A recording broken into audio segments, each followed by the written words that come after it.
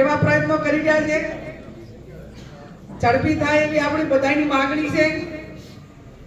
મારે અનેક વખત એમની જોડે અનેક ઘટનાઓમાં ચર્ચા થાય કે તમે એફઆઈઆર માટે હવે પોલીસ સ્ટેશનમાં મૂકો, અને હું કહું છું એફઆઈઆર થઈ જાય છે, પણ ક્યાંક ઘટના બને ત્યારે ટેમ્પરરી આપણે એને મોટું ગણીએ, પણ એમાં પાછળથી સાથ સહકારની કે ટાઈમે આગેવાનોએ કે ભોગ બનનારે નિર્ણય લઈને કઠોરતાપૂર્વક નિડરતાપૂર્વક પોલીસ સ્ટેશને જઈને એફઆઈઆર કરાવી કે મદદ કરવી,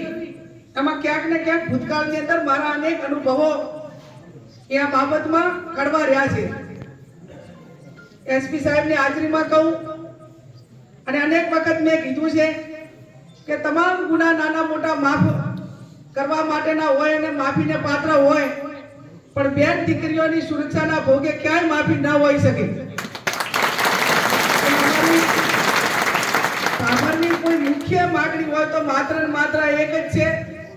સંકલનમાં પણ હું ઘણી વખત કહું કે ભાઈ સ્કૂલનું ટાઈમે અમને પોલીસનું મળે, પ્રોટેક્શન મળે, દીકરીઓ બાબર ભણવા આવવા માટે પણ મુશ્કેલી અનુભવે, આવી અનેક વખત નાગરિકો તરફથી રજૂઆતો મળે ને એ પહોંચાડવા માટેના પ્રયત્નો કર્યા છે। આ ગુનો